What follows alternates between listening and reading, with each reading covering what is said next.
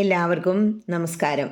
ഇന്ന് നാരായണീയം 27-ാം ദശകത്തിലെ 1-ാമത്തെ ശ്ലോകത്തെക്കുറിച്ച് ചിന്തിക്കാം.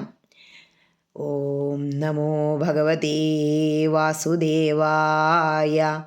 ഹരിശ്രീ ഗണപതയേ നമഃ. വിഘ്നമസ്തു ശ്രീ ഗുരുഭ്യോ നമഃ. ദശകം 27 പാലാഴി മഥനവും കൂർമാവതാരവും.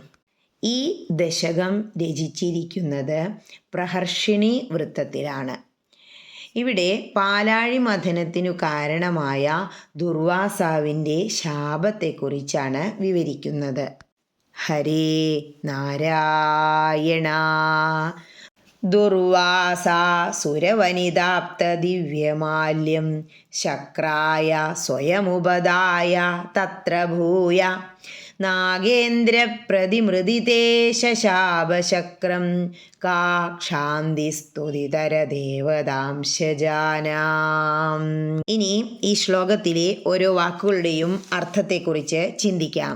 ദുർവാസ, ദുർവാസാവു മഹർഷി. സുരവനിത, ഒരു ദേവസ്ത്രീയാൽ.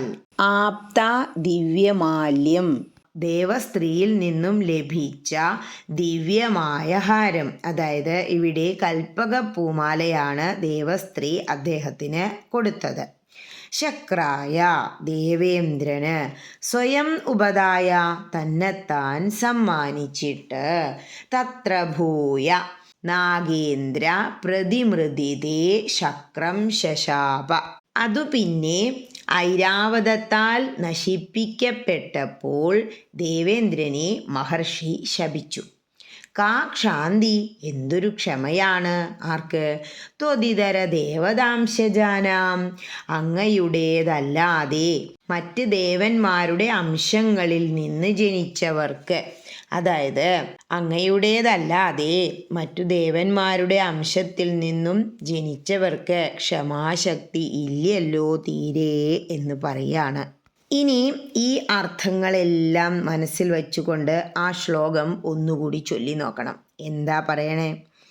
ദേവസ്ത്രീയിൽ നിന്ന് തനിക്കു ലഭിച്ച ദിവ്യമായ ഒരു ഹാരം ദേവേന്ദ്രനു കൊടുത്ത ദുർവാസാവു മഹർഷി അത് ഗജേന്ദ്രനായ ഐരാവതത്താൽ മഥിക്കപ്പെട്ടു കണ്ടപ്പോൾ കോപിഷ്ഠനായി ഇന്ദ്രനെ ശപിച്ചു. അങ്ങയുടേതല്ലാതെ മറ്റ് ദേവന്മാരുടെ അംശത്താൽ ഭൂജാതരായവർക്ക് ക്ഷമാശക്തി തീരെ ഇല്ലല്ലോ എന്ന് പറയാണ്. ഇവിടെ ആരുടെ അംശത്തിൽ നിന്ന് ജനിച്ചവനാണ് ദുർവാസാവ്?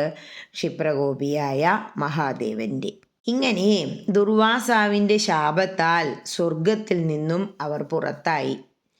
സ്വർഗഭ്രഷ്ടന്മാരായ ഇന്ദ്രാദി ദേവന്മാർ നേരെ ചെന്ന് മഹാവിഷ്ണുവിനെ അഭയം പ്രാപിക്കുകയാണ്. ഹരേ കൃഷ്ണ.